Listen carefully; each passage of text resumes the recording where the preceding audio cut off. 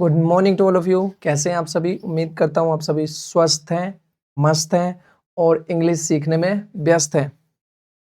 अब तक आपने इंग्लिश की इम्पोर्टेंस को समझ लिया होगा क्योंकि हमारी 7 क्लासेस कंप्लीट हो चुकी हैं और उन 7 क्लासेस में हमने सीखा था कि एक्चुअल में इंग्लिश के साथ कैसे हमें डील करना है आने वाली क्लासेस में, और क्या एक बेहतर और एक अच्छा तरीका हो सकता है इंग्लिश सीखने का।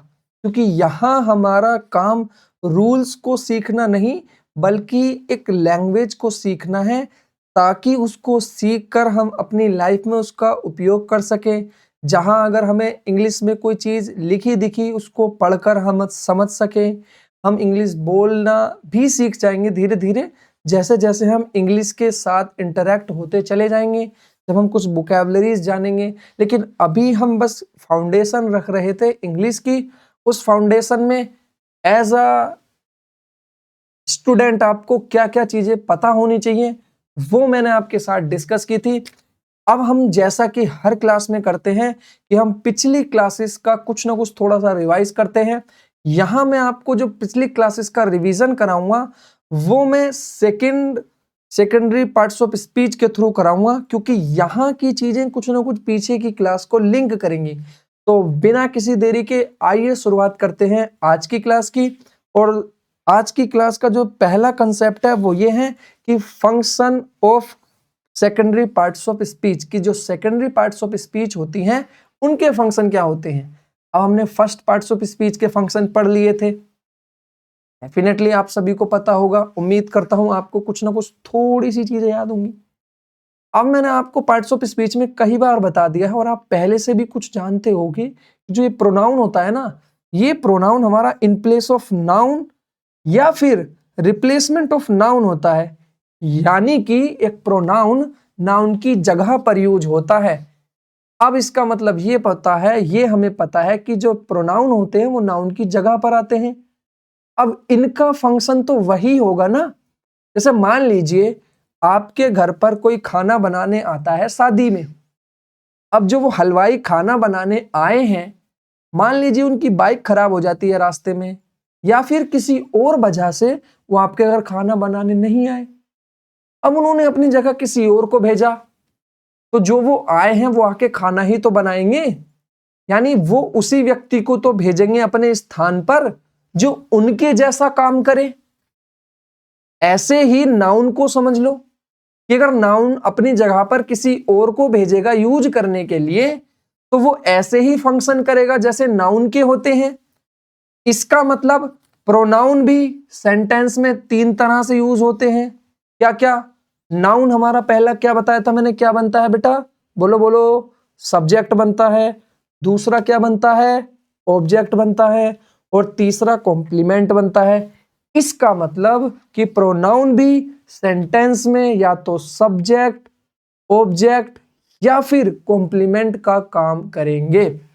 यानी कि हमें प्रोनाउन का फंक्शन क्लियर हो गया। अब यहां जो हमें इस क्लास में पढ़ना है वो पढ़ना है कि प्रोनाउन के टाइप्स क्या होते हैं। तो जो प्रोनाउन होते हैं उनके टोटल कितने टाइप्स होते हैं? तो टोटल टाइप्स उनके होते हैं 9। पहला पर्सनल प्रोनाउन, दूसरा रिफ्लेक्सिव प्रोनाउन, तीसरे एम्फेटिक प्रोनाउन, और जो चौथे हैं वो रेसिप्रोकल, फिर डिस्ट्रीब्यूटिव, फिर डेमोन्स्ट्रेटिव, फिर इंडेफिनिट, फिर रिलेटिव, फिर इंटेरोगेटिव। अब कहोगे कि सर 8 क्लासेस हो गई, आपने अभी तक मेन सिलेबस ही स्टार्ट नहीं किया। 8 क्लासेस में तो हम ना सर 2-2, 3-3, 4 भी रूल पढ़ते ना, तो अब तक हम 20-25 रूल पढ़ गए होते और 20-25 रूल हम आराम से सीख जाते और हमारा एग्जाम धोरे आ रहा 1 महीने बाद, 2 महीने बाद। तो मैं ये कहूंगा कि एग्जाम आने से आप चाहे 100 रूल, 200 रूल कितनी पढ़ लेते, एग्जाम आने से पहले आप उनको भूल भी जाते। और अगर एग्जाम आने से पहले तक याद भी रहते तो जैसे ही एग्जाम में जाकर बैठते उन्हें 100% आप भूल जाते। नहीं बेटा, रूल से इंग्लिश को नहीं सीखा जाता। कुछ समय के लिए अपने माइंड में रख सकते हो, बट एक्चुअल में अगर चीजें सीखनी है तो तरीका यही जो एग्जाम में काम आए, डेफिनेटली, और हर जगह काम आएगा। तो बस आपको इतना समझना है कि जैसे मैं सिखाता जा रहा हूं ना, ये 8-10 क्लासेस तो आपको बोरिंग लगेंगी। क्यों? क्योंकि इसमें चीजें मैं आपको जो परसेप्शन है ना वो बना रहा हूं, पुराने जो परसेप्शन है उनको तोड़कर। तो थोड़ा सा डिफिकल्ट तो लगेगा ही बेटा, कहीं ना कहीं जो अंदर की अंतरात्मा है आपकी उसको झंझोड़ रहा हूं ना मैं, नहीं ऐसे नहीं, ऐसे पढ़ना है, ऐसे नहीं, ऐसे सीखना है, सोचना मैं आपको सिखा रहा हूं, थिंकिंग करना मैं आपको सिखा रहा हूं ना। आप ना पहले चीजों को रट लिया करते थे, बट आपने देखा कि मैं आपको सोचना सिखा रहा हूं। आप खुद से दिमाग लगाओ कि ऐसा हुआ होगा, ऐसा होता है इसलिए ये हुआ होगा। तो आप तर्क करना सीखो, मैं आपको एक थिंकिंग क्रिएचर बना रहा हूं। तो मैं इसीलिए आपको ये चीजें बता रहा हूं क्योंकि जैसे ही मैं चैप्टर के अंदर जाऊंगा और मैंने जैसे मान लीजिए मैंने एक छोटा ही सेंटेंस लिखा, ही किल्ड दे। अब मैं कहूंगा कि जो दे है ये प्रोनाउन है। अब कुछ बच्चे कहेंगे सर ये प्रोनाउन कैसा है, ये तो हमें पता ही नहीं। तो बेटा जो आपके डाउट क्लासेस में आने वाले हैं ना वो मुझे पहले से पता है, और उन डाउट्स को ही क्लियर करने के लिए कि जब मैं बताऊंगा कि जो ये दे है वो पर्सनल प्रोनाउन है और ये सब्जेक्टिव केस का है, इसकी जगह ऑब्जेक्टिव केस में लिखा जाएगा, तो ये देम होगा, ये लो। तो उस दिन आपको कोई दिक्कत ना आए, उस दिन आप ये ना कहो कि सर प्रोनाउन क्या होते हैं, प्रोनाउन सब्जेक्ट कैसे बन गए, कोई और भी तो सब्जेक्ट बन सकता, ऑब्जेक्ट बन सकता था। तो जब मैं आपको क्लासेस में वो सारी चीजें जब शुरू करूंगा ना बताना, तो आपको इतनी सारी चीजें, आपको क्लास में कंसेप्ट भी सीखने हैं, एरर कैसे आती हैं एग्जाम में वो भी सीखनी है, और आप इन चीजों को भी सीखते वहां, तो आपके ऊपर ना वर्डन बन जाता, बोझ बन जाता, जिससे ना इंग्लिश थोड़ी सी डिसइंटरेस्टिंग लगती और आप ना इंग्लिश को सीखते ही नहीं। आप एक क्लासेस लेते, दो क्लासेस लेते, दो तीन क्लासेस ली और छोड़ दिया। एक्टिव पैसिव लोगों के दिमाग का जंजाल बने रहते, डायरेक्ट इनडायरेक्ट लोगों के दिमाग का जंजाल बने रहते, टेंस समझ नहीं आता लोगों को, वर्ब ठीक से समझ नहीं आते, नॉन फाइनाइट वर्ब के यूजेस समझ में नहीं आते। वो सिर्फ इसीलिए कि उनके साथ जब आप क्लासेस में उनको पढ़ते हो तो क्लासेस में पढ़ना ठीक है, कंसेप्ट उनके सीख रहे हो, लेकिन बाकी जो चीजें आती हैं कि ये प्रोनाउन क्या है, पर्सनल प्रोनाउन क्या है, ऑब्जेक्ट क्या है, सब्जेक्ट क्या है, कॉम्प्लीमेंट क्या है, ट्रांजिटिव वर्ब क्या है, इंट्रांजिटिव वर्ब क्या है, डायरेक्ट ऑब्जेक्ट क्या है, इनडायरेक्ट ऑब्जेक्ट क्या है। लेकिन अब अगर आप इन क्लासेस में इस चीज को अच्छे से सीख जाओगे ना डीपली, तो आगे जाके आपको बेनिफिट मिलने वाला है इसका। तो इसीलिए इनको बहुत ही ध्यान और इत्मीनान के साथ पढ़ना है। क्लासेस को जितनी बार, ज्यादा से ज्यादा बार देखा जाए, देखो, पढ़ो, सुनो। आप ना क्लासेस को, आप कुछ भी कर रहे हो ऐसा मत सोचो आपको क्लासेस को सिर्फ ऐसा है कि बैठ के देखना है घूर के, नहीं बेटा। आप कुछ काम कर रहे हो, क्लास को चलाकर रख दो, क्योंकि मैं आपको बोल के ही इतना समझा देता हूं कि आपके चीजें दिमाग में फिट हो जाएंगी पक्का। तो आपको एक बार क्लासेस को देखना है, उसके बाद रिवाइज करने के लिए आप क्लास चला कर रख दो, एयरफोन कान में लगाई और बस सुनते रहो, चीजें आपके दिमाग में यूं बैठ जाएंगी, आपको पता भी नहीं चलेगा। तो आइए वापस आते हैं हम अपने कंसेप्ट पे, और पहला कंसेप्ट हमने क्या बताया कि हमें पढ़ना है टाइप्स ऑफ प्रोनाउन, और टाइप्स ऑफ प्रोनाउन होते हैं टोटल 9। पहला personal, reflexive, emphatic, reciprocal, distributive, demonstrative, indefinite, relative और इंटेरोगेटिव।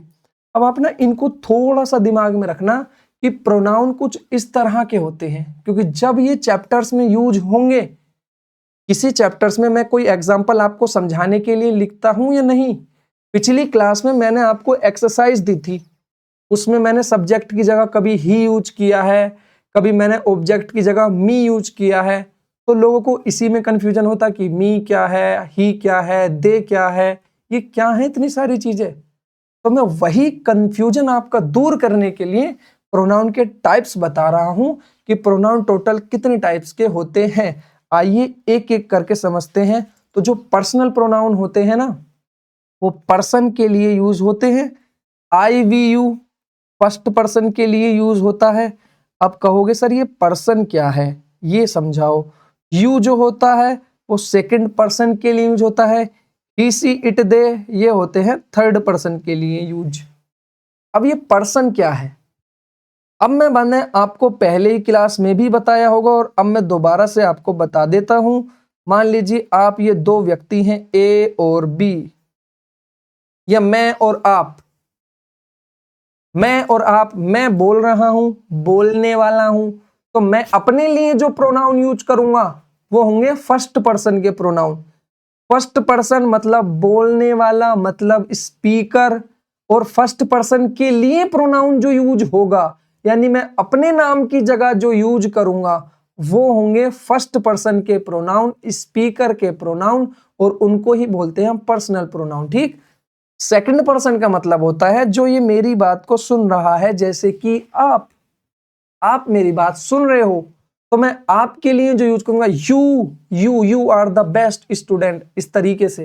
तो जो सामने वाले के लिए, हम अपने लिसनर के लिए जो हमारी बातों को सुन रहा है, उसके लिए जो हम प्रोनाउन यूज करते हैं वो होते हैं सेकंड पर्सन के प्रोनाउन, और वो भी पर्सनल प्रोनाउन के अंदर आते हैं। ठीक। और थर्ड पर्सन का मतलब होता है टॉक्ड अबाउट, यानी किसके बारे में हम बात कर रहे हैं। जब हम बात करते हैं ही के बारे में, राम के बारे में, श्याम के बारे में, सीता के बारे में, तो वो कोई तीसरा पर्सन है, ही सी इट दे, यानी जब हम तीसरा व्यक्ति जिसके बारे में हम बात कर रहे हैं। जैसे मैंने कहा Ram is very good man, या Ram is a police man. अब मुझे राम के नाम की जगह लिखने हैं। अब ना राम तो मैं हूं, ना राम आप हो, राम कोई तीसरा व्यक्ति है, तो उसके नाम की जगह, नाउन की जगह जो प्रोनाउन यूज होगा वो ही है। और ही ना फर्स्ट के लिए ना सेकंड के लिए, वो तीसरे के लिए यूज हो रहा है, तो वो थर्ड पर्सन का प्रोनाउन हुआ। और जो फर्स्ट पर्सन, सेकंड पर्सन और थर्ड पर्सन, यानी बोलने वाले, सुनने वाले और जिसके बारे में बात हो रही है उसके लिए, इन तीनों के लिए जो प्रोनाउन यूज होते हैं वो सारे पर्सनल प्रोनाउन कहलाते हैं। आपको बस इतना ध्यान रखना है। ठीक है। उम्मीद करता हूं यहां तक सारी चीजें समझ आ गई होंगी। बढ़ते हैं नेक्स्ट। नेक्स्ट क्या है, ये होते हैं रिफ्लेक्सिव प्रोनाउन। अब देखिए जो रिफ्लेक्सिव प्रोनाउन होते हैं ना, हम क्या काम करते हैं, हम जो पर्सनल प्रोनाउन होते हैं उसमें ही, जैसे आई का माई सेल्फ कर देते हैं, वी का अवर सेल्फ, यू का योर सेल्फ और योर सेल्फ, ही का हिम सेल्फ, और सी का हर सेल्फ, इट का इट सेल्फ, देम का देम सेल्फ। यानी my self, our self, your self, him self, her self, it self, them self, ये सारे होते हैं रिफ्लेक्सिव प्रोनाउन। और रिफ्लेक्सिव प्रोनाउन का यूज हम पता कब करते हैं, जब हमें रिफ्लेक्शन शो करना हो, यानी जब हम सब्जेक्ट का और ऑब्जेक्ट का, यानी सब्जेक्ट ने कुछ किया वो किसी और को ना हो करके खुद को ही हो गया। जैसे मान लीजिए मैं चाकू लेकर गया और मैंने किसी को मार दिया, लेकिन अब मैंने क्या काम किया, मैंने चाकू से किसी और को नहीं, खुद को ही मार लिया, तो आई हर्ट माई सेल्फ, मैंने खुद को ही हर्ट कर लिया। तो जो वर्ब का इफेक्ट लौट कर किसी और पे ना जा करके वापस से सब्जेक्ट पर ही आ जाए, तो उसके लिए जो हम प्रोनाउन यूज करते हैं वो होते हैं हमारे रिफ्लेक्सिव प्रोनाउन।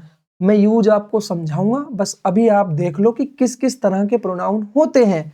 अभी आप बिल्कुल कंफ्यूजन में ना रहें कि कौन कहाँ यूज होता है। अभी कोई प्रोनाउन चैप्टर शुरू थोड़ी ना हो गया बेटा, तो आप कैसी बातें कर रहे हो।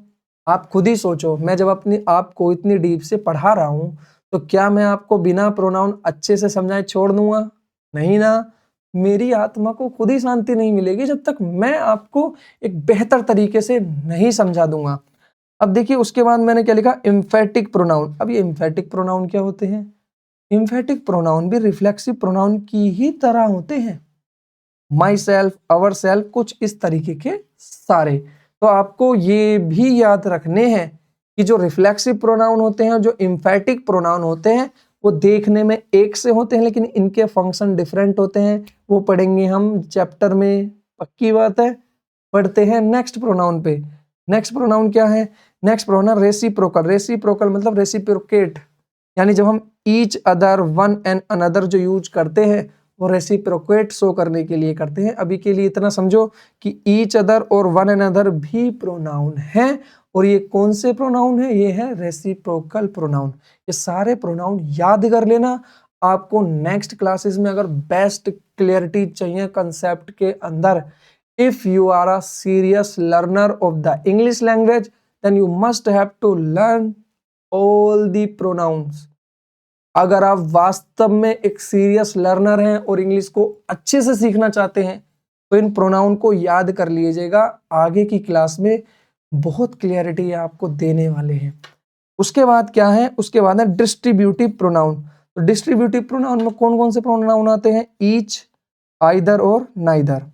उम्मीद करता हूं ये भी पता चल गया होगा कि डिस्ट्रीब्यूटिव प्रोनाउन कौन से होते हैं। उसके बाद आते हैं डेमोन्स्ट्रेटिव प्रोनाउन। तो डेमोन्स्ट्रेटिव प्रोनाउन होते हैं दिस, दैट, दीज, दोज। ठीक, आगे कौन से प्रोनाउन है? आगे है indefinite. Indefinite anyone, everyone, someone, both, none, one, everybody, somebody, etcetera. यानी इस तरीके से जो अननोन आइडेंटिटी के लिए यूज होते हैं। जैसे मान लीजिए आप मोटरसाइकिल पे कहीं जा रहे थे, अब कोई एक व्यक्ति आया और एक व्यक्ति ने उतर के दूसरे व्यक्ति के चाकू घोंप दिया, या एक व्यक्ति ने दूसरे व्यक्ति का मोबाइल छीन लिया। अब जो था छीन के लेके गया मोबाइल, आप उसको भी नहीं जानते, और जिसका मोबाइल छीना है यानी जो चोर था उसको भी नहीं जानते, और जिसका मोबाइल छीन के लेके गए उसको भी नहीं जानते। अब उनकी नाम की जगह तो आपको कुछ यूज करना पड़ेगा, तो जो आप यूज करोगे वो क्या होगा? प्रोनाउन होगा।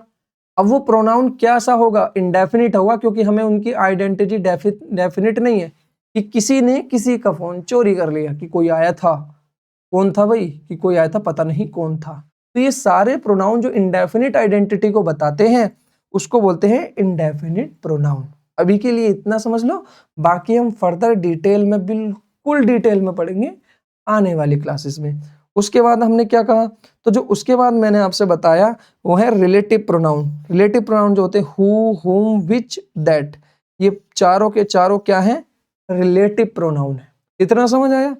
उसके बाद हमारे क्या है? इंटेरोगेटिव प्रोनाउन, हु, हुम, विच, व्हाट।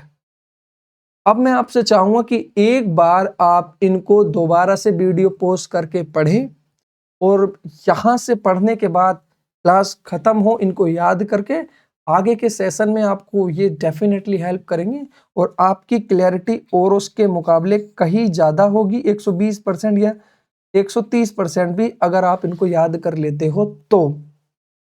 अब बढ़ते हैं नेक्स्ट कंसेप्ट की ओर। और नेक्स्ट पार्ट्स ऑफ स्पीच क्या है हमारी? जो सेकेंडरी पार्ट्स ऑफ स्पीच है वो है हमारी कंजंक्शन। अब ये कंजंक्शन क्या होता है मैंने आपको पहले सेशन में बता रखा है। मैं आपको अभी थोड़े से और एक बेहतर अंडरस्टैंडिंग के लिए कि आपको पार्ट्स ऑफ स्पीच के बारे में मेन सिलेबस में जाने से पहले क्या क्या पता होना चाहिए वो बता रहा हूं। मैंने आपको पार्ट्स ऑफ स्पीच की डेफिनेशन और पार्ट्स ऑफ स्पीच का बेसिक आइडिया पिछली 3 क्लासेस में दे दिया है। आपको अभी लग रहा होगा कि सर थोड़ा सा फास्ट हो रहे हैं।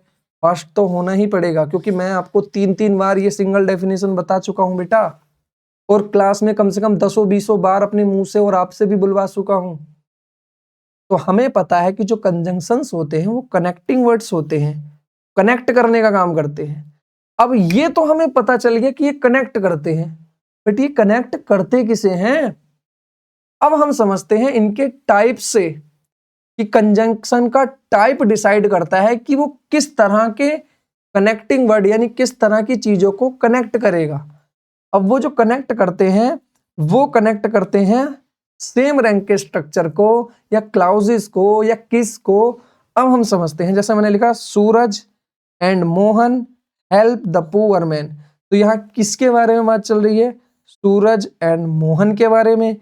क्या बात चल रही है? कि उन्होंने हेल्प की है किसी पुअर आदमी की, तो ये हमारा प्रेडिकेट हो गया और ये हमारा सब्जेक्ट हो गया। लेकिन अगर हम गौर से देखें तो यहाँ हमारा जो ये सूरज नाउन है, किसी व्यक्ति का नाम है, और जो यहाँ मोहन है ये भी एक नाउन है। इन दोनों को कनेक्ट किया है एक वर्ड ने, वो है एंड, जिसको बोलते हैं हम कंजंक्शन। और ये एंड यहाँ कंजंक्शन क्यों कहलाएगा? क्योंकि ये सूरज और मोहन को जोड़ने का काम कर रहा है।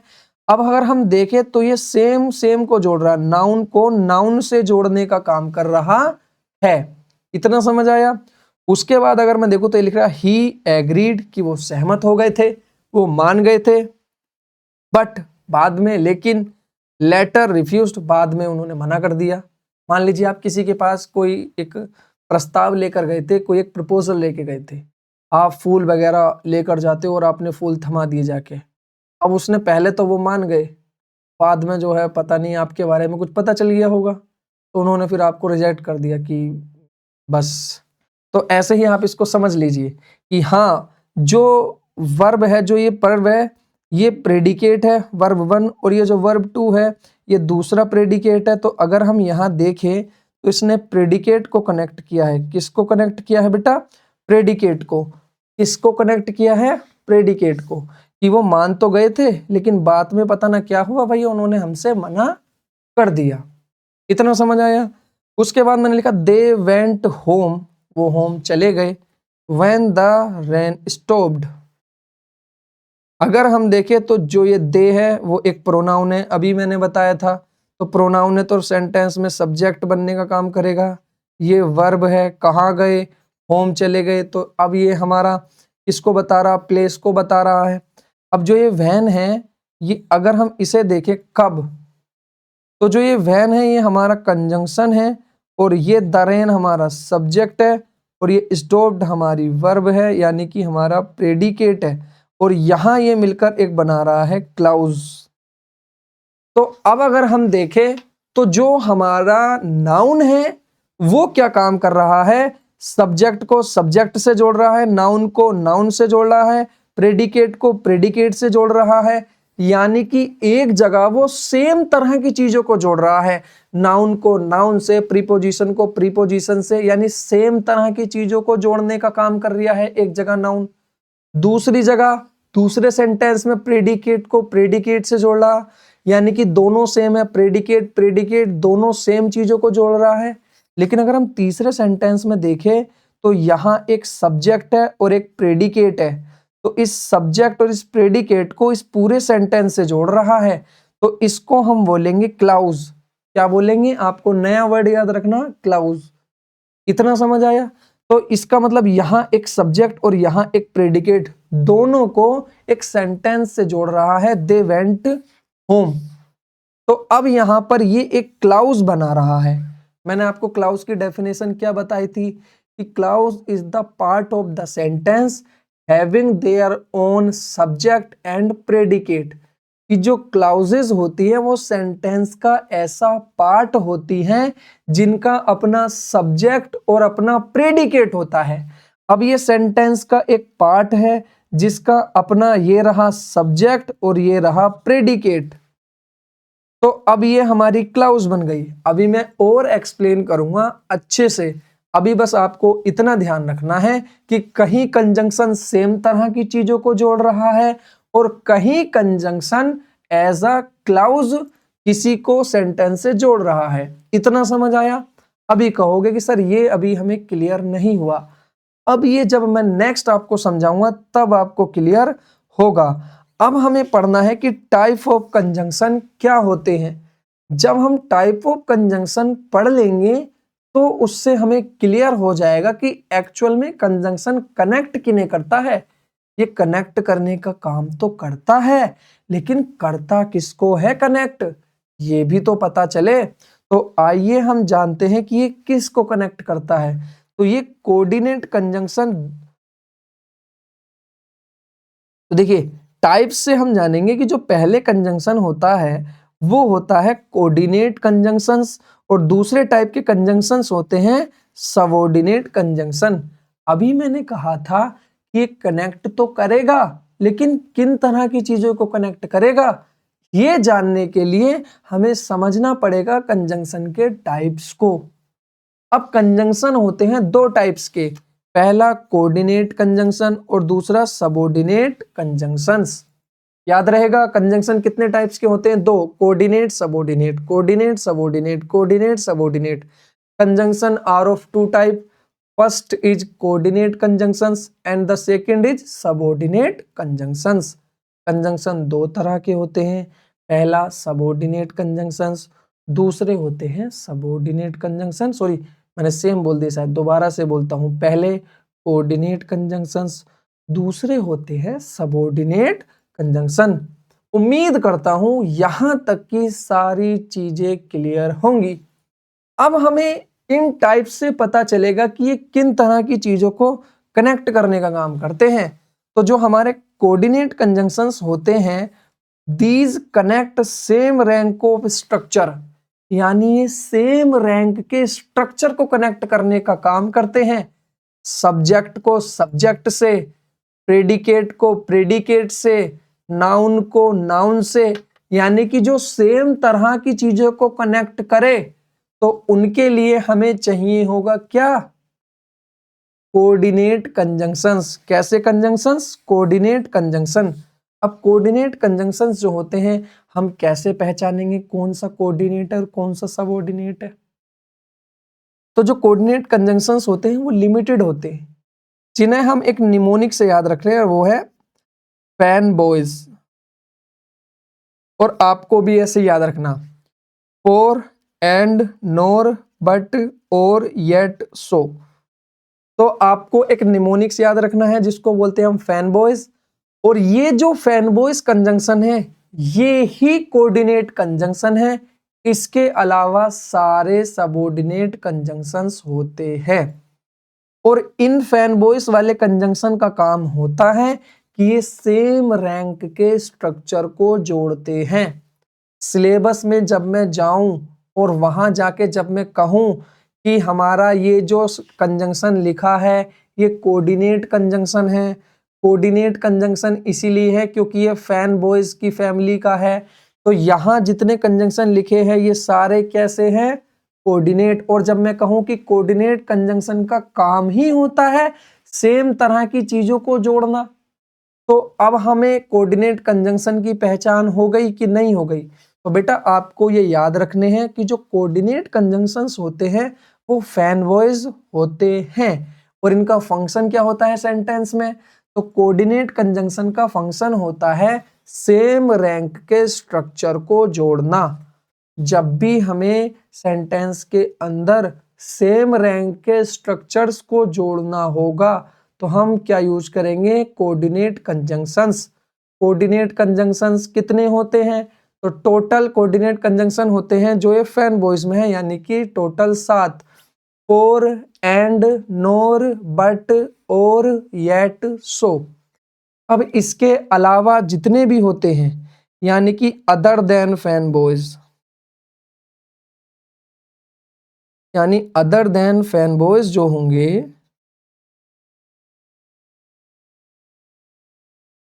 वो सारे हमारे कैसे कंजंक्शन होंगे? सारे सबऑर्डिनेट कंजंक्शन होंगे। अब सबऑर्डिनेट कंजंक्शन का काम क्या होता है? तो सबऑर्डिनेट कंजंक्शन का काम होता है कि ये क्लाउज बनाते हैं, क्लाउजेज बनाते हैं, यानी दीज फॉर्म सबऑर्डिनेट क्लाउजेज। इसका मतलब अगर मैं देखूं तो यहां पर जो ये एंड है और यहां पर जो ये बट है, ये हमारा कोऑर्डिनेट कंजंक्शन है और ये सेम रैंक के स्ट्रक्चर को जोड़ रहा है, सब्जेक्ट को सब्जेक्ट से, प्रेडिकेट को प्रेडिकेट से। और ये जो हमारा वैन है, ये वैन हमारा सबऑर्डिनेट कंजंक्शन है। और ये सबऑर्डिनेट कंजंक्शन यहाँ पर क्या कर रहा है? जैसा कि सबऑर्डिनेट कंजंक्शन का काम होता है, और सबऑर्डिनेट कंजंक्शन का काम होता है सबऑर्डिनेट क्लाउज बनाना। तो जो ये क्लाउज है वो कौन सी क्लाउज है बेटा? ये है सबऑर्डिनेट क्लाउज। तो उम्मीद करता हूं इतना आपको समझ आ गया होगा। हमें कंजंक्शन के बारे में सिलेबस में जाने से पहले कितनी बातें पता होनी चाहिए कि conjunction are connecting words. Connecting words को हम कंजंक्शन कहते हैं। अब वो कंजंक्शन होते हैं 2 टाइप्स के, पहले कोऑर्डिनेट कंजंक्शन, दूसरे सबऑर्डिनेट कंजंक्शन। कोऑर्डिनेट कंजंक्शन होते हैं fan boys, for, and, NOR, but, और, येट, सो। अदर देन फैन बॉयज सारे सबऑर्डिनेट कंजंक्शन होते हैं। कोऑर्डिनेट कंजंक्शन का काम होता है सेम रैंक के स्ट्रक्चर्स को जोड़ना, और सबऑर्डिनेट कंजंक्शन का काम होता है सबऑर्डिनेट क्लाउज बनाना। उम्मीद करता हूं कंजंक्शन की इतनी बातें आप समझ लोगे। फिर से बता देता हूं, कंजंक्शन कनेक्टिंग वर्ड्स होते हैं। इनका काम होता है सेंटेंस में कनेक्ट करने का चीजों को। अब ये क्या क्या कनेक्ट कर सकते हैं ये डिसाइड होगा इनके टाइप से। इनके टाइप्स कितने होते हैं? इनके टाइप्स होते हैं 2, पहला कोऑर्डिनेट कंजंक्शन, दूसरा सबऑर्डिनेट कंजंक्शन। कोऑर्डिनेट कंजंक्शन होते हैं ये सेम रैंक के स्ट्रक्चर को जोड़ते हैं और फैन बॉयज में से कोई सा एक होगा, और, एंड, नोर, बट, और, येट, सो। और जो सबऑर्डिनेट कंजंक्शन होते हैं इनका काम होता है सबऑर्डिनेट क्लाउज बनाना।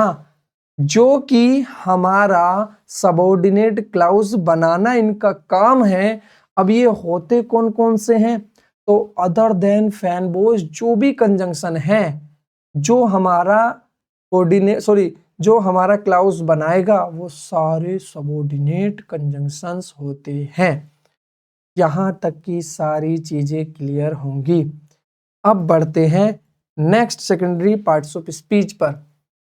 तो जो next secondary parts of speech है वो है हमारी प्रीपोजिशन। अब ये प्रीपोजिशन क्या होते हैं?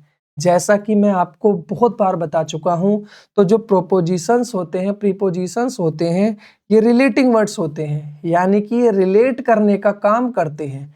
अब ये तो तुम्हें पता है, इतने दिन से तुम पढ़ते आ रहे हो, पिछली 3 क्लासेस से पढ़ रहे हो। अब ये रिलेट क्या करते हैं ये आपको नहीं पता था।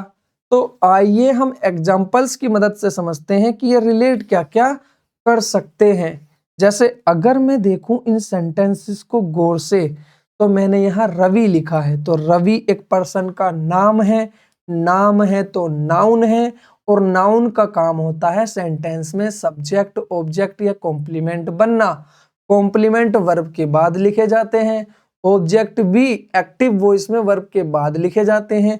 यहाँ पर हमने नाउन को वर्ब से पहले लिखा है, तो इसका मतलब ये सब्जेक्ट होगा, तो ये बन गया हमारा सब्जेक्ट।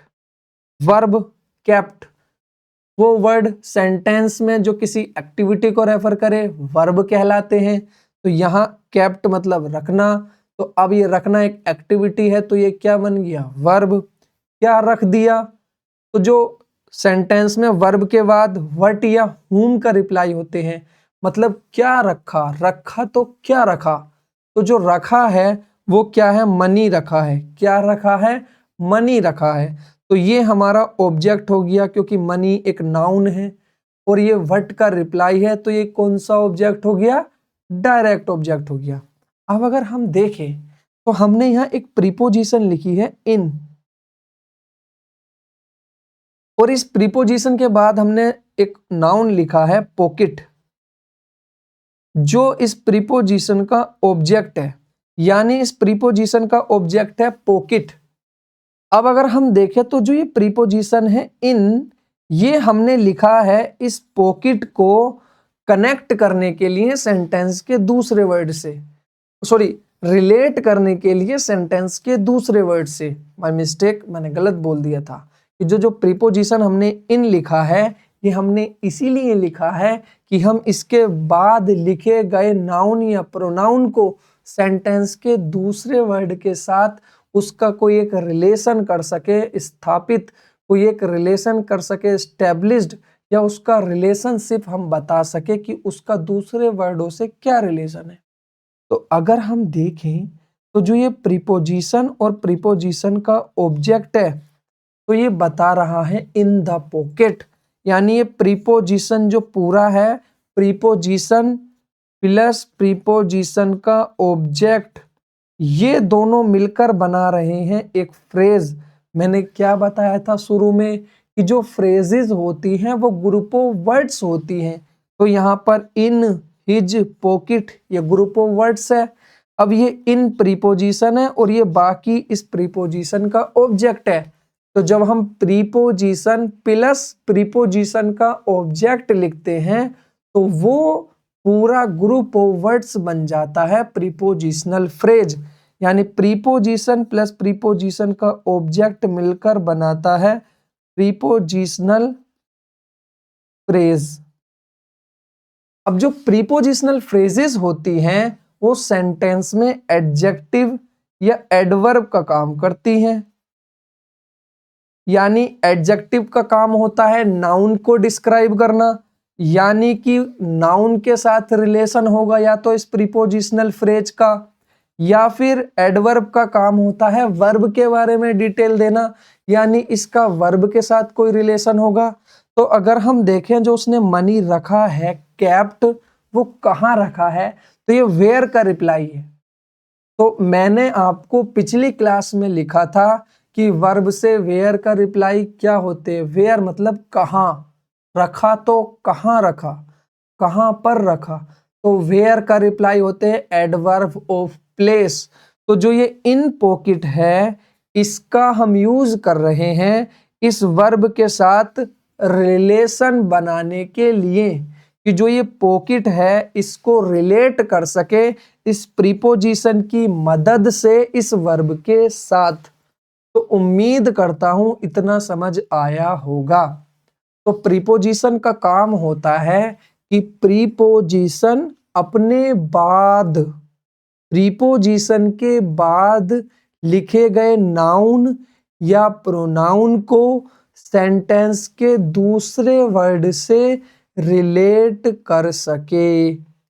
प्रीपोजिशन का काम होता है कि वो अपने बाद लिखे गए नाउन या प्रोनाउन को सेंटेंस के दूसरे वर्ड से रिलेट कर सके। उम्मीद करता हूं इतना समझ आया होगा। अब जैसे मैंने लिखा आई शैल गो देयर आफ्टर संडे। अब मैं वहां गया तो मैंने बताया मैं गया। अब जो ये आफ्टर है ये प्रीपोजिशन है। अब इस प्रीपोजिशन के बाद ये नाउन लिखा है। नाउन का काम होता है सब्जेक्ट या ऑब्जेक्ट बनना। अभी हमने पढ़ा था प्रीपोजिशन के बाद प्रीपोजिशन का ऑब्जेक्ट लिखा जाता है। तो ये हो गया हमारा क्या हो गया, तो ये हो गया हमारा प्रीपोजिशन प्लस प्रीपोजिशन का ऑब्जेक्ट। अब जो ये प्रीपोजिशन प्लस ऑब्जेक्ट मैंने बताया था ये प्रीपोजिशनल फ्रेज बनती है। तो ये पूरी क्या बन गई हमारी प्रीपोजिशनल फ्रेज। क्या बन गई है प्रीपोजिशनल फ्रेज। अब जो ये प्रीपोजिशनल फ्रेज होती है ये सेंटेंस में एडजेक्टिव या एडवर्ब का काम करती है। अब ये एडजेक्टिव की तरह यूज हो रही होगी या फिर ये एडवर्ब की तरह यूज हो रही होगी। अब अगर हम गौर से देखें तो मैंने गो, मैं गया या मुझे जाना चाहिए। तो मुझे कब जाना चाहिए, तो मैंने कहा आफ्टर संडे, संडे के बाद। तो ये व्हेन का रिप्लाई है। व्हेन का रिप्लाई है मतलब कब का रिप्लाई है। तो जो कब के रिप्लाई होते हैं वो होते हैं एडवर्ब ऑफ टाइम। तो यहाँ ये टाइम को बता रहा है। इसका मतलब जो ये प्रीपोजिशन है ये अपने बाद लिखे गए नाउन को सेंटेंस की वर्ब से रिलेट कर रहा है। यानी कि ये अपने बाद लिखे गए नाउन को सेंटेंस में लिखी गई वर्ब से रिलेट कर रहा है कि नहीं। तो इससे ये हमें पता चल गया कि जो प्रीपोजिशन होती है वो अपने बाद लिखे गए नाउन को या फिर प्रोनाउन को सेंटेंस के दूसरे वर्ड से रिलेट करती है, या तो नाउन से या फिर वर्ब से। अभी के लिए इतना समझ लो। उम्मीद करता हूं यहां तक की सारी चीजें समझ आ गई होंगी। पक्की बात है। अब जैसे मैंने यहां लिखा, अब यहां क्या मैंने लिखा द बुक। अब जो ये द बुक है ये हमारा पूरा नाउन है, ठीक। अब यहाँ नाउन है तो ये सब्जेक्ट है क्योंकि नाउन ही सब्जेक्ट ऑब्जेक्ट का काम करता है। अगर हम देखें बुक के बाद लिखा है ओन, तो ये ओन प्रीपोजिशन है। प्रीपोजिशन के बाद हमेशा प्रीपोजिशन का ऑब्जेक्ट लिखते हैं और जो ऑब्जेक्ट होते हैं या तो कोई नाउन बनेगा या प्रोनाउन बनेगा। यहाँ पर ऑब्जेक्ट का काम टेबल कर रहा है। तो ये टेबल यहाँ क्या है प्रीपोजिशन का ऑब्जेक्ट। हमने अभी पढ़ा था कि प्रीपोजिशन अपने बाद लिखे गए नाउन या प्रोनाउन को सेंटेंस के दूसरे वर्ड से रिलेट करता है। अब वो एडजेक्टिव बनेगा या फिर ये पूरा प्रीपोजिशन प्लस ऑब्जेक्ट जो ये प्रीपोजिशनल फ्रेज है या तो ये एडजेक्टिव बनेगी या एडवर्ब बनेगी। एडजेक्टिव बनेगी तो नाउन से रिलेट होगी, अगर एडवर्ब बनेगी तो वर्ब से रिलेट होगी। अब ये यहाँ रिलेट हो रही है बुक से कि विच बुक, कौन सी बुक। अब जो ये नाउन से रिलेट हो रही है तो ये सेंटेंस में एडजेक्टिव का काम कर रही है। कि देखिए जैसे आप देखिए मैं इतना लिखूं, मैंने ये इतना लिख दिया the book is about love, कि जो बुक है वो लव के बारे में है, ठीक। अब मैं इतना मीनिंग भी इतना भी सेंटेंस लिख रहा हूं तो मीनिंग कन भी हो रहा है, लेकिन अब मुझे थोड़ी सी और डिटेल ऐड करनी है। अब हमने क्या कहा था, जब डिटेल ऐड करते हैं तो एडजेक्टिव का काम होता है नाउन में डिटेल ऐड करना। अब यहाँ एडजेक्टिव तो हम ये नहीं लिख सकते कि टेबल पे है, तो उसके लिए हमने प्रीपोजिशनल फ्रेज को एंटर कर दिया कि प्रीपोजिशनल फ्रेज के थ्रू हम बता सकते हैं कि वो कहाँ है। तो the book on the table, तो जो ऑन प्रीपोजिशन है उसने अपने बाद लिखे गए नाउन को सेंटेंस के दूसरे वर्ड से रिलेट करने का काम किया कि नहीं किया। तो आपको जो यहाँ बातें याद रखनी है वो इतनी बातें याद रखनी है कि जो प्रीपोजिशन होती है वो प्रीपोजिशन का जो ऑब्जेक्ट होता है, जो प्रीपोजिशन होती है उसके बाद हमेशा प्रीपोजिशन का ऑब्जेक्ट आपको लिखा मिलेगा। अब जो वो ऑब्जेक्ट होगा और जो वो प्रीपोजिशन होगी, वो प्रीपोजिशन उस प्रीपोजिशन के ऑब्जेक्ट को सेंटेंस के दूसरे वर्ड से रिलेट करेगी। इतना समझ आया? इसीलिए इसको प्रीपोजिशन को रिलेटिंग वर्ड कहते हैं। अब जो ये प्रीपोजिशनल फ्रेज होती है, ये प्रीपोजिशनल फ्रेज सेंटेंस में या तो एडजेक्टिव का काम करेगी या फिर एडवर्ब का काम करेगी। और आपको मैंने बताया था एडजेक्टिव का क्या काम होता है। एडजेक्टिव का काम होता है सेंटेंस में नाउन को डिस्क्राइब करना और एडवर्ब का काम होता है वर्ब को डिस्क्राइब करना। एडजेक्टिव और एडवर्ब को भी कर देती है, बट अभी आप इतना ही ध्यान रखें कि एडवर्ब का काम होता है वर्ब को डिस्क्राइब करना। उम्मीद करता हूं यहां तक की सारी चीजें क्लियर होंगी कि जो प्रीपोजिशन होती है उस प्रीपोजिशन के बाद हमेशा ये चीजें आपको याद करके तब मेन सिलेबस में जाना है। आप इन सारे लेक्चर्स को जितने भी अब तक हो गए हैं बार बार रिपीटेटिव मोड में देखें। ये जितने अच्छे से क्लियर होंगे ना, आप उतने अच्छे से आगे सिलेबस को सीखोगे। आपको इतनी बात जरूर याद रखनी है कि प्रीपोजिशन के बाद प्रीपोजिशन का ऑब्जेक्ट आता है, और जो ऑब्जेक्ट आता है प्रीपोजिशन का, हमें पता है ऑब्जेक्ट कोई नाउन प्रोनाउन ही बन सकता है। तो जो इसके बाद लिखा गया ये प्रोनाउन है यानी ऑब्जेक्ट है, वो सेंटेंस में किसी दूसरे वर्ड से कैसे रिलेटेड है, एज एन एडजेक्टिव रिलेटेड है या एडवर्ब रिलेटिव है, ये डिसाइड करती है कौन? प्रीपोजिशन। तो आपको सिंपल सी बातें क्या याद रखनी है प्रीपोजिशन के बारे में? 3 कि प्रीपोजिशन रिलेटिंग वर्ड होती है, प्रीपोजिशन के बाद प्रीपोजिशन का ऑब्जेक्ट लिखा जाता है, प्रीपोजिशन प्लस प्रीपोजिशन का ऑब्जेक्ट, ये दोनों मिलकर ग्रुप ऑफ वर्ड्स बनता है जिसे हम प्रीपोजिशनल फ्रेजेस कहते हैं। और ये प्रीपोजिशनल फ्रेज सेंटेंस में या तो एडजेक्टिव बनेगी या फिर एडवर्ब बनेगी। उम्मीद करता हूं ये चीजें आपको याद रहेंगी और यहां तक सारी चीजें क्लियर होंगी। बढ़ते हैं नेक्स्ट। अब देखिए इंटरजेक्शन के बारे में मैंने आपको बता ही दिया था कि जो इंटरजेक्शंस होते हैं ये expression of sudden feelings and emotions, जो हमारे सडन फीलिंग्स को, सडन इमोशंस को जो बताते हैं, वो सारे वर्ड्स क्या होते हैं? हमारे सारे के सारे वर्ड्स वो हमारे इंटरजेक्शंस होते हैं। इंटरजेक्शन जैसे वाओ, हेलो, हुर्रे, अलास, ये सारे वर्ड हमारे इंटरजेक्शंस होते हैं। और इनके बारे में मैंने बताया था कि ये सेंटेंस का ग्रामेटिकली पार्ट नहीं होते। इतना समझ आया?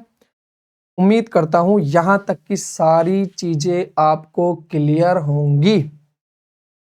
अब जो हमें नेक्स्ट पढ़ना है वो है फ्रेजेस। क्या पढ़ना है? फ्रेजेस। क्या पढ़ना है? फ्रेजेस। अब जो ये फ्रेजेस हमें पढ़नी है वो फ्रेजेस क्या है? तो जो फ्रेजेस होती है सेंटेंस में, वो सच ग्रुप ऑफ वर्ड्स, ऐसा ग्रुप ऑफ वर्ड्स होती हैं as have a particular meaning, जिनका अपना एक पर्टिकुलर मीनिंग होता है और फंक्शन होता है एज अ ग्रामेटिकल यूनिट, जो एक ग्रामेटिकली यूनिट की तरह फंक्शन करें इन द सेंटेंस। इस सेंटेंस में लिखा गया ऐसा ग्रुप ऑफ वर्ड्स जिसका अपना पर्टिकुलर मीनिंग हो और वो सेंटेंस के अंदर एज अ ग्रामेटिकल यूनिट काम करे। इतना मैंने आपको, जब मैंने कॉन्स्टिट्यूएंट्स ऑफ द सेंटेंस शुरू किया था, मैंने आपको तभी बताया था। ठीक, अब मैंने क्या बताया था इनके बारे में कि जो प्रीपोजिशंस होती हैं, सॉरी फ्रेजेस होती हैं, वो ग्रुप वर्ड्स होती हैं। इनका अपना मीनिंग होता है पर्टिकुलर, और ये ऐसा ग्रामेटिकल यूनिट काम करती हैं। अब इसको समझते हैं एग्जाम्पल के थ्रू। जैसे मैंने कहा रबी पर्सन है, सब्जेक्ट है, बोट खरीद के लाया था तो ये वर्ब है, एक्टिविटी को रेफर कर रहा है तो ये वर्ब हो गई। क्या खरीद कर लाया था, फूड खरीद कर लाया था, तो ये हमारे ऑब्जेक्ट हो गए। ठीक, अब अगर हम यहाँ गौर से देखें तो यहाँ सिंगल वर्ड सब्जेक्ट है, सिंगल वर्ड वर्ब है और सिंगल ही वर्ड एक ऑब्जेक्ट है। लेकिन अगर हम इसके नीचे वाले सेंटेंस में देखें तो माई बेस्ट फ्रेंड, हम अपने बेस्ट फ्रेंड के बारे में बता रहे हैं। हैज बोट, कि उसने खरीदी है या खरीदा है। क्या खरीदी है उसने, एक कार खरीदी है। कैसी कार है, पेट्रोल कार है। पेट्रोल भी ऑटोमेटिक है या ऑटोमेटिक वाली नहीं है, हाँ है। कितनी, एक। तो ये पूरा यहाँ पर क्या है बेटा, ये पूरा ग्रुप ऑफ वर्ड यहाँ ऑब्जेक्ट का काम कर रहा है कि नहीं। अब यहाँ ये दो, एक ग्रुप से ज्यादा, तो यहाँ ये पूरा ग्रुप ऑफ वर्ड्स वर्ब का काम कर रहा है कि नहीं। अगर हम यहाँ देखें तो यहाँ 3 वर्ड हैं और ये 3 वर्ड एज अ सब्जेक्ट काम कर रहे हैं कि नहीं। तो अब हमें ये समझना है कि कभी कभी ये होता है कि सेंटेंस में जो ग्रुप ऑफ वर्ड्स होता है वो एक ग्रामेटिकल यूनिट की तरह काम करता है। और ग्रामेटिकल यूनिट मैंने अभी क्या क्या बताई थी, सब्जेक्ट, ऑब्जेक्ट, वर्ब, ये सारी चीजें क्या होती हैं, यही तो ग्रामेटिकल यूनिट होती हैं। तो अगर कोई group of words as a grammatical unit काम करने लगे, यानी अब वर्ड नहीं, एक वर्ड से ज्यादा का सब्जेक्ट हो, एक वर्ड से ज्यादा की हमारी वर्ब हो, या एक वर्ड से ज्यादा का ग्रुप ऑफ वर्ड्स ऑब्जेक्ट हो, तो वो उस पूरे ग्रुप ऑफ वर्ड्स को हम फ्रेज बोलेंगे। उम्मीद करता हूं फ्रेज का मतलब समझ आया होगा कि ग्रुप ऑफ वर्ड्स जो ग्रामेटिकल यूनिट काम करेगा सेंटेंस के अंदर, वो हमारा फ्रेज कहलाएगा। इतना समझ आया। अब हमें आगे क्या समझना है, अब हमें आगे समझना है टाइप्स ऑफ फ्रेजेस कि साहब फ्रेजेस कितने टाइप्स की होती है। तो जो हमारी फ्रेजेस होती हैं वो होती हैं हमारी 5 टाइप की। पहला होती है नाउन फ्रेजेस, दूसरी होती हैं वर्ब फ्रेजेस, और तीसरी होती है एडजेक्टिव फ्रेजेस, और जो चौथी होती है वो होती है एडवर्ब फ्रेजेस, और जो पांचवी होती है वो होती है प्रीपोजिशनल फ्रेजेस। अब हमें इतना तो पता चल गया कि टाइप ऑफ फ्रेजेस क्या है। अब कैसे पहचाने कि कोई नाउन फ्रेज है, कैसे पहचाने कि कोई वर्ब फ्रेज है, कैसे पहचाने कि कोई एडजेक्टिव फ्रेज है, कैसे पहचाने कि कोई एडवर्ब फ्रेज है, कैसे पहचाने कि कोई प्रीपोजिशनल फ्रेज है। अब देखिए प्रीपोजिशनल फ्रेज पहचानना तो बहुत आसान है। प्रीपोजिशनल फ्रेज आप कैसे पहचानोगे कि जब भी प्रीपोजिशन प्लस प्रीपोजिशन का ऑब्जेक्ट लिखा हो तो वही हमारी प्रीपोजिशनल फ्रेज बन जाती है।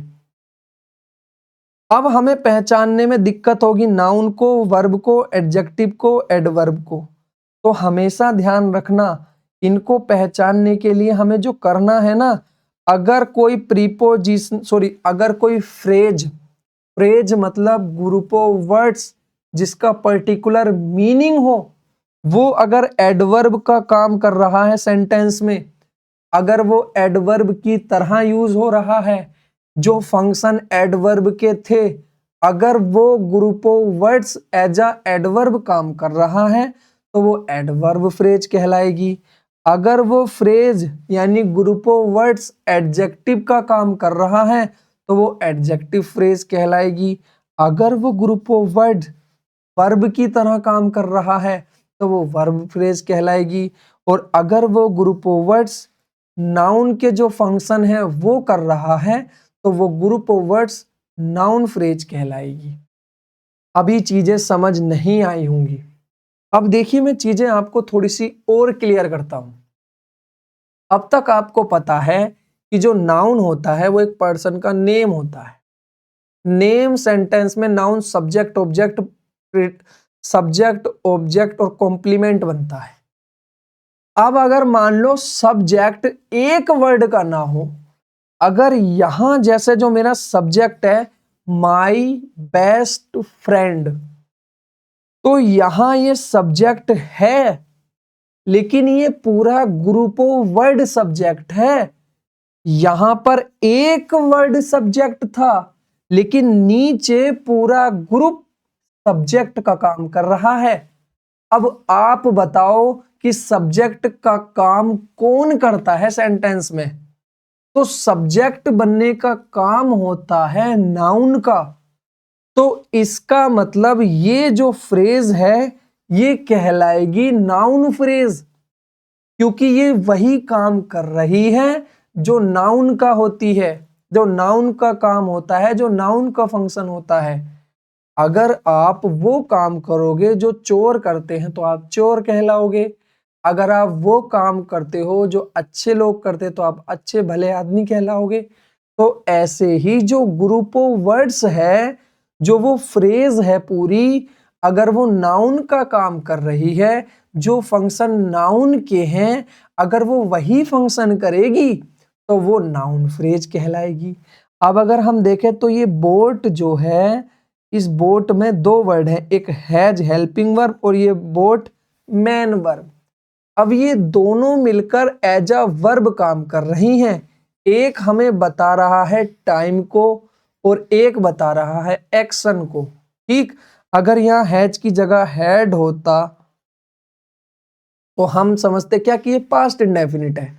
इसका मतलब कि ये जो ग्रुप ऑफ वर्ड है हैज और बोट, ये यहाँ एज अ वर्ब काम कर रहा है, ये एक्टिविटी को बता रहा है। तो इसका मतलब एक्टिविटी को बताने का काम किसका होता है? वर्ब का होता है। तो इसीलिए ये वर्ब फ्रेज है। तो नाउन फ्रेज वो ग्रुप ऑफ वर्ड्स कहलाएगा जो नाउन की तरह फंक्शन करे। वर्ब फ्रेज वो ग्रुप ऑफ वर्ड्स कहलाएगा जो वर्ब के फंक्शन है वो करे। और ऐसे ही जो एडजेक्टिव होगा, यानी जो एडजेक्टिव फ्रेज होगी, वो एडजेक्टिव के जो फंक्शंस होते हैं, अगर कोई ग्रुप ऑफ वर्ड्स एडजेक्टिव की तरह फंक्शन करेगा तो वो एडजेक्टिव फ्रेज कहलाएगी। उम्मीद करता हूं यहां तक की सारी चीजें क्लियर होंगी। उसके बाद अगर कोई ग्रुप ऑफ वर्ड्स जो फंक्शन एडवर्ब के हैं वही करे तो वो ग्रुप ऑफ वर्ड्स एडवर्ब कहलाएंगे। उम्मीद करता हूं यहां तक की सारी चीजें क्लियर होंगी।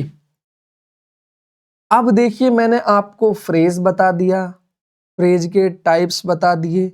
अब आपको ये याद रखने हैं कि noun phrase, verb phrase, adjective phrase और हमारी एडवर्ब फ्रेज और प्रीपोजिशनल फ्रेज। नाउन फ्रेज वो जो ग्रुप ऑफ वर्ड्स नाउन की तरह एक्ट करे, वर्ब फ्रेज वो जो ग्रुप ऑफ वर्ड्स वर्ब की तरह, ऐसे ही आगे फर्दर।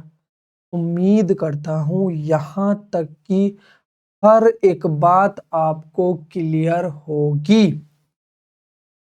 अब देखिए हम बढ़ते हैं आगे। अब हम आगे तो बढ़ते हैं, लेकिन उस आगे बढ़ने से पहले हमने ये समझना है कि जो टाइप ऑफ फंक्शन थे, टाइप्स ऑफ फ्रेजेस थे, वो तो हमने पढ़ लिए।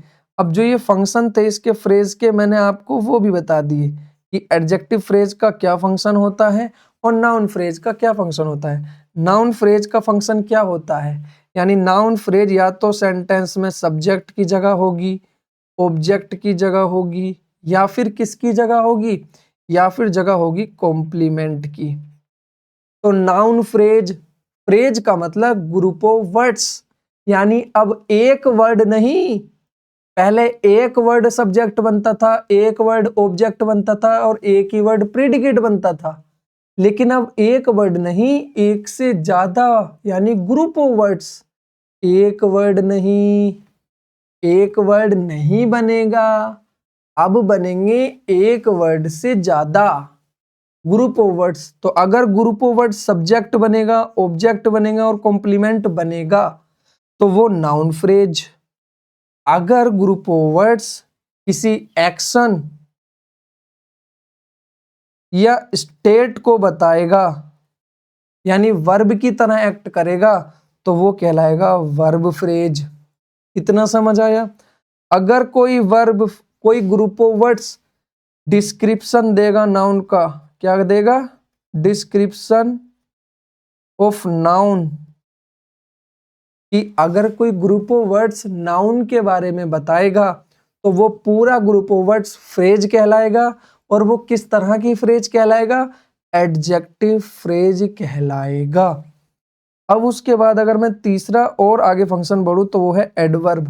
तो जो एडवर्ब्स होती हैं हमारी, एडवर्ब्स होती हैं डिस्क्रिप्शन ऑफ क्या? डिस्क्रिप्शन ऑफ, तो ये डिस्क्रिप्शन होती हैं किसका? डिस्क्रिप्शन ऑफ वर्ब्स, एडजेक्टिव्स और एडवर्ब्स। यानी कि कोई अगर ग्रुप ऑफ वर्ड्स सेंटेंस में एडजेक्टिव को, वर्ब को या एडवर्ब को डिस्क्राइब करने का काम करेगा, यानी कि कोई ग्रुप ऑफ वर्ड्स अगर सेंटेंस में वर्ब को, एडजेक्टिव को और एडवर्ब को डिस्क्राइब करने का काम करेगा, यानी अगर वो एडवर्ब के जो काम होते हैं ग्रुप ऑफ वर्ड्स वो काम करेगा, तो जो वो ग्रुप ऑफ वर्ड्स की फ्रेज बनी है वो फ्रेज कहलाएगी एडवर्ब फ्रेज। इतना समझ आया? और जो प्रीपोजिशनल फ्रेज होती है वो प्रीपोजिशन प्लस प्रीपोजिशन का ऑब्जेक्ट इससे मिलकर बनी होती हैं। अब इनका काम क्या होता है? इनका काम होता है वही जो एडजेक्टिव और एडवर्ब का काम होता है, यानी प्रीपोजिशनल फ्रेज एडजेक्टिव या एडवर्ब की तरह काम करती हैं। और एडजेक्टिव फ्रेज का क्या काम होता है? नाउन का डिस्क्रिप्शन देना। और एडवर्ब का क्या काम होता है? एडवर्ब का काम होता है किसी, बोलो बोलो, किसी वर्ब, एडजेक्टिव और एडवर्ब के बारे में डिटेल देना। उम्मीद करता हूं इतना समझ आया होगा। अब देखिए फर्दर आगे समझने के लिए मैं आपके लिए एक एक्सरसाइज लेकर आया हूं, कैसे चीजों को समझना है। अगर हम बात करें पहले सेंटेंस में, तो इसमें लिखा है my best friend has sent me a very beautiful gift. अब इतने सारे सेंटेंसेस तो मैंने लिखे हैं, लेकिन ये इसलिए लिखे हैं कि आपको फ्रेज का कंसेप्ट क्लियर हो जाए। तो जो फ्रेज का कंसेप्ट है वो क्या है? जो फ्रेज होता है वो ग्रुप ऑफ वर्ड्स होता है, अपना पर्टिकुलर मीनिंग होता है और वो एज अ ग्रामेटिकल यूनिट काम करता है। यानी जो ग्रामेटिकल यूनिट होती है, noun, verb, adjective, adverb, preposition, conjunction, उनकी तरह काम करेगा। तो अब हम अगर देखें तो हमारा या तो नाउन फ्रेज होती है, टोटल 5 टाइप की फ्रेज होती है, नाउन, एडजेक्टिव, वर्ब, एडवर्ब और प्रीपोजिशन। अब जो नाउन के फंक्शन करेगी वो नाउन फ्रेज, जो वर्ब के फंक्शन करेगी वो वर्ब फ्रेज, जो एडजेक्टिव के फंक्शन करेगी वो एडजेक्टिव फ्रेज, जो एडवर्ब के फंक्शन करेगी वो एडवर्ब फ्रेज। अब हम पहचानने की कोशिश करते हैं कि कौन सी इसमें फ्रेज है और किस टाइप की है। पहले सेंटेंस में हम बात कर रहे हैं अपने बेस्ट फ्रेंड के बारे में। क्या बात कर रहे हैं कि सेंट किया है, उसने भेजा है। क्या भेजा है? एक ब्यूटीफुल गिफ्ट भेजा है। तो हम किसके बारे में बात कर रहे हैं? तो हम बात कर रहे हैं किसके बारे में? माय फ्रेंड के बारे में। अब ये जो माय फ्रेंड है ये पूरी एक फ्रेज है। अब ये पूरी जो फ्रेज है, फ्रेज कहते हैं ग्रुप ऑफ वर्ड्स को। अब ये phrase as a subject use हो रही है। अब जब ये एज अ सब्जेक्ट यूज हो रही है तो सब्जेक्ट बनने का काम किसका होता है? नाउन का। तो ये कैसी फ्रेज हो गई? ये हो गई नाउन फ्रेज। अब ये बताओ इतना समझ आया कि नहीं आया? आगे जो मैंने लिखा है सेंट की भेजा है, ये हमारी मेन वर्ब है। और जो ये हैज है ये हेल्पिंग वर्ब है। अब कहोगे सर हमें हेल्पिंग वर्ब और मेन वर्ब का अभी समझ में नहीं आता, कैसे पहचाने कौन सी हेल्पिंग वर्ब है कौन सी मेन वर्ब? अभी वर्ब आएगा मैं सब समझा दूँ। अभी बस आप इतना समझिए कि एक हेल्पिंग वर्ब है और एक मेन वर्ब है, यानी ये ग्रुप ऑफ वर्ड्स वर्ब का काम कर रहा है। तो ये कौन सी फ्रेज हुई बेटा? तो ये हुई हमारी कौन सी फ्रेज? ये हुई हमारी वर्ब फ्रेज। इतना समझ आया? अब यहाँ ये लिखा मी, सेंट मी, मुझे भेजा, मी, यहाँ एक वर्ड है, ऑब्जेक्ट है, यहाँ कोई फ्रेज नहीं है। अगर हम देखें क्या भेजा है उसने? गिफ्ट भेजा है। ठीक, कैसा है?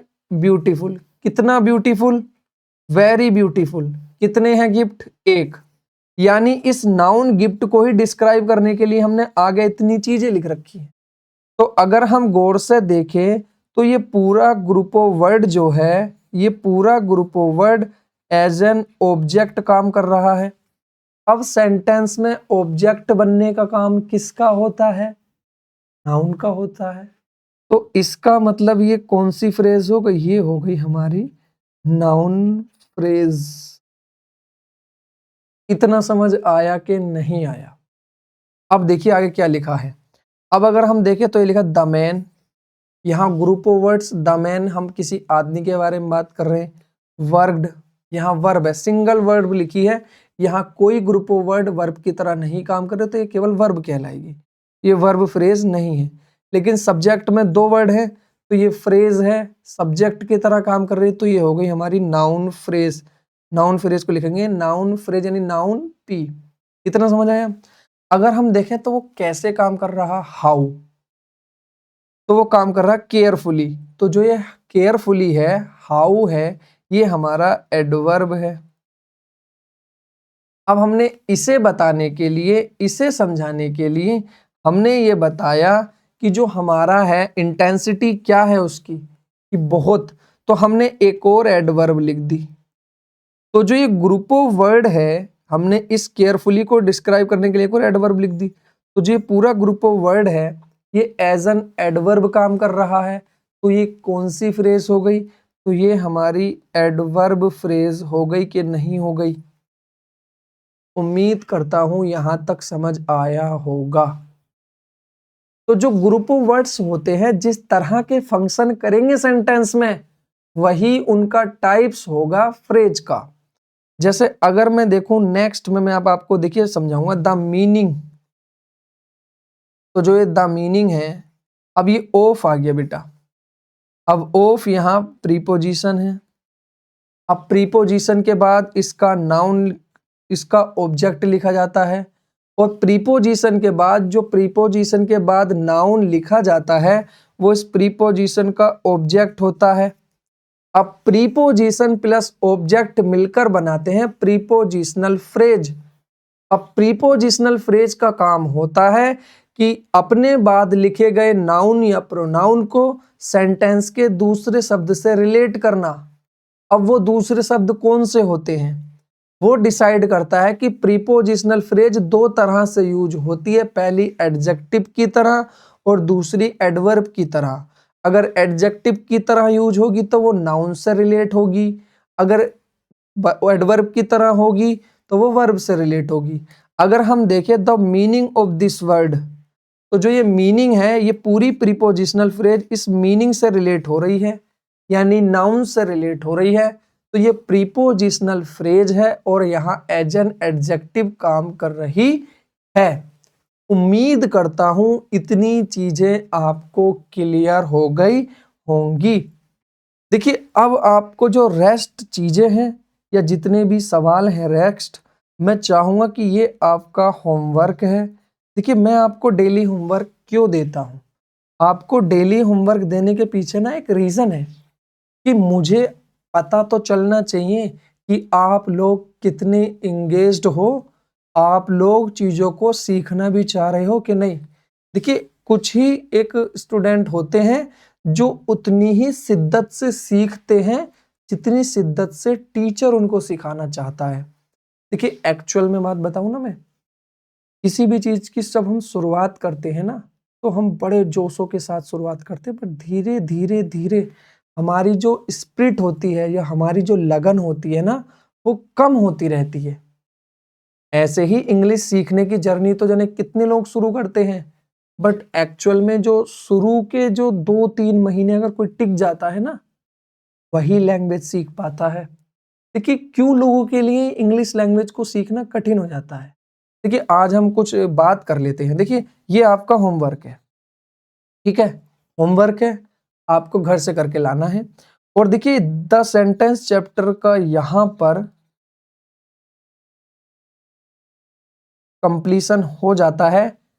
अब हम अपने मेन चैप्टर में एंटर करेंगे। अभी जो क्लाउजेज हैं मैं उसको आपके मेन चैप्टर में पढ़ाऊंगा। आप बेफिक्र रहें कि आपने सर क्लाउज छोड़ दिया, क्लाउज नहीं बताया।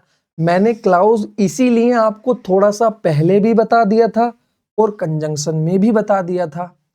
अब जो भी इसके बारे में मुझे बताना है, मैं जो नेक्स्ट मेन सिलेबस करूंगा मैं उसमें बताऊंगा। देखिए मैंने इस लैंग्वेज जर्नी को, आपके इस सिलेबस को इस तरह से डिजाइन किया है कि आप कितने भी बिगनर्स हैं, अगर आप कितने भी प्रो लेवल के हैं, प्रो मतलब आप खूब तेज वाले भी हैं या आप खूब लो वाले भी हैं, दोनों सेम स्पिरिट से और दोनों को सेम फायदा होने वाला है। और जो बिगनर्स हैं जिन्होंने अभी सीखना शुरू किया है उनको तो बहुत ज्यादा बेनिफिट मिलने वाला है। आज हमारी द सेंटेंस चैप्टर की ये लास्ट क्लास थी। यहाँ तक की जर्नी अच्छी रही होगी। मैंने चीज़ों को वन बाय वन अच्छे से डिस्क्राइब किया है, अच्छे से उनको बताया है। ये आज का होमवर्क है, उम्मीद करता हूँ आप सभी करोगे। अब मैं आपसे कुछ बातें कर लेता हूँ क्योंकि देखिए हमने पहले पड़ाव को पूरा कर लिया है। हमने बेसिक्स ऑफ इंग्लिश ग्रामर जो अभी सीरीज चल रही थी हमने उसको कंप्लीट कर लिया है। और देखिए ये चीज ना आपको, आप लैंग्वेज देखिए आप चाहे यहाँ से ना पढ़ें, अब हो सकता है आप 10 दिन बाद 20 दिन बाद इन लेक्चर्स को देखना छोड़ दें, कोई बात नहीं। आप कहीं से भी पढ़ेंगे ना, इसके बाद आप कहीं से भी इंग्लिश पढ़ेंगे, आपको ये लेक्चर्स डेफिनेटली हेल्प करेंगे। आप हमेशा मेरे लिए थैंकफुल रहोगे कि सर जो आपने हमें समझाया है ना, और सर जो आपने हमें बताया है, एक्चुअल में वो चीज़ें कहीं हमने आज तक ना सुनी है और ना हमें किसी ने इस तरीके से पढ़ाया है। क्योंकि देखिए मेरा काम है कि लैंग्वेज को लैंग्वेज के तरीके से सिखाऊं। लैंग्वेज को आप जब तक अपनी थिंकिंग से नहीं सीखोगे बेटा, चीज़ें आपके लिए कठिन रहेंगी। आपने देखा होगा इंग्लिश लैंग्वेज को सीखना लोगों के लिए कठिन होता है। लिटरली बता रहा हूँ, मेरे लिए भी बहुत कठिन रहा है। मैंने लैंग्वेज को कैसे सीखा है, किस तरह से सीखा है, अभी मैं सीखा भी नहीं हूँ, अभी भी सीख ही रहा हूँ और आगे भी जब तक भी हूँ तब तक सीखता ही रहूँगा। देखिए क्योंकि लैंग्वेज लर्निंग ना फिनिश नहीं होती। लैंग्वेज लर्निंग के बाद स्टेप आते रहते हैं 1 2 3 4 5। हाँ, लेकिन मैंने उस स्टेप को पूरा कर लिया है जहां पर मैं अब खुद से लैंग्वेज को सीख सकता हूं। यानी कि अब मुझे मेंटर्स की जरूरत है, लेकिन इतनी नहीं जितनी एक बिगनर्स को होती है, एक स्टूडेंट को होती है। अब मैं चीजों को खुद से सोल्व कर लेता हूँ, खुद से समझ लेता हूँ, खुद से डाउट बना लेता हूँ, खुद से ही किस ये कैसे हुआ होगा, ये कैसे हुआ होगा, ये भी तो हो सकता था। तो बेटा आपको भी इस तरीके से ही सीखना पड़ेगा। मैंने इंग्लिश में आई थिंक जब मैंने सीखना स्टार्ट किया था ना इंग्लिश को, तो मैंने भी रूल्स से ही स्टार्ट किया था। मैं बताता हूँ अपनी थोड़ा सा, बस आज मन है क्योंकि लास्ट क्लास है बताने का, चलो बस नहीं बताता, रहने दो कभी और बताएंगे। बस इतना समझ लीजिए कि मैंने पहले जो एक जगह एडमिशन लिया था तो वहाँ ना टीचर जो थे ना वो रूल से पढ़ाया करते थे, rule number 1, rule number 2, rule number 3। तो उस समय ना मुझे बड़ा अच्छा लगता था कि रूल पढ़ लिए, एक चैप्टर है उसमें लगभग उन्होंने कुछ 100 कुछ रूल लिखवाए थे समथिंग, सब्जेक्ट वर्ब एग्रीमेंट करके एक चैप्टर था, तो उसमें उन्होंने रूल लिखवाए, हमने पढ़ लिए। अब वो रूल तो हमने पढ़ लिए, मजा भी आ रहा था, जब हम बनाते थे वहां सोल्व करते थे तो हो जाते थे। और जब सब्जेक्ट वर्ब एग्रीमेंट के बाद टेंस आए, फिर हमें एक्टिव पैसिव, और फिर जैसे जिस सिलेबस बढ़ता चला गया ना, रूल इकट्ठे होते चले गए। फिर रूल कहाँ याद करें, कौन-सा याद करें, भूलने लगे, ये सब होने लगे। तो बड़ा ऐसा था कि जब हम एग्ज़ाम टाइम पे जाते थे तो भूल जाते थे, तो वो उससे ना हमें थोड़ा-सा नुकसान हुआ कहीं न कहीं। फिर हमें लैंग्वेज जहाँ अगर हमने कहीं लिखी हुई देख ली तो समझ में भी नहीं आती थी। जैसे आज पैराग्राफ पढ़ते हो ना इंग्लिश का, तो समझ नहीं आता था, बस रूल लग गया तो ग्रामर सॉल्व हो गई, वरना कुछ समझ ही नहीं आ रहा था। तो हमने सोचा ऐसे तो काम नहीं चलेगा। तो फिर एक दूसरी जगह से मैंने इंग्लिश को पढ़ा, वो मुझसे भी बेहतर चीज़ों को सिखाते हैं, और जो तरीका मैं कहीं न कहीं मैं आपको सिखाता हूँ ना, वो पर्सपेक्टिव मुझे उनसे ही मिला है। जो मेरे गुरुओं ने मुझे दिया है, एक्चुअल में वो चीज़ मैं आपको देना चाहता हूँ। वो किस तरीके से चीज़ों को देखते थे। हालाँकि उन्हें बहुत कम लोग जानते हैं, लेकिन वो इतनी महान हस्ती हैं, बहुत बहुत आज अपने यहाँ कौन जानता? अपने यहाँ इतना नहीं जानते उनको। बट इंग्लिश में अगर तब उनसे ज़्यादा मुझे नहीं लगता कोई, जहाँ वो पढ़ाते हैं वहाँ कोई जानता है। तो बस अब इतना ही रखेंगे बातों को। देखिए, बस हँसते रहें, खिलखिलाते रहें, सीखते रहें, हँसना कभी नहीं छोड़ना। लाइफ में हर चीज़ आपको मुकाम, जो अभी मुकाम आप चाहते हो वो आपको हासिल होगा। कामयाबी आपके कदम चूमेगी। नौकरी एक बहाना है। कुछ भी आप किसी भी पर्पज़ से सीख रहे हो इंग्लिश, आप बोलने के लिए सीख रहे हो, आप एग्ज़ाम के लिए सीख रहे हो। कई लोगों के एग्ज़ाम निकलेंगे भी, कई लोगों के नहीं भी निकलेंगे, लेकिन हँसना नहीं छोड़ना, मुस्कुराना नहीं छोड़ना। चीज़ों को चीज़ों तक ही रहने दें। हर चीज़ का बैलेंस बना के रखें, मुस्कुराएँ भी, ऐसा ना हो कि बस एक ही चीज़ में लग जाएँ। दूसरों के कहे में ना रहें, अपने मन से जो आपको अच्छा लगता है बस करते चले जाएँ। एट द एंड उसने सबके लिए अच्छा सोच रखा है, आपके साथ भी अच्छा होगा। बस हँसते रहें, मुस्कुराते रहें, किसी का बुरा ना करें। बाकी दुआओं में याद रखना। मिलते हैं नेक्स्ट वीडियो में, तब तक बाय बाय, टेक केयर, खुदा हाफ़िज़।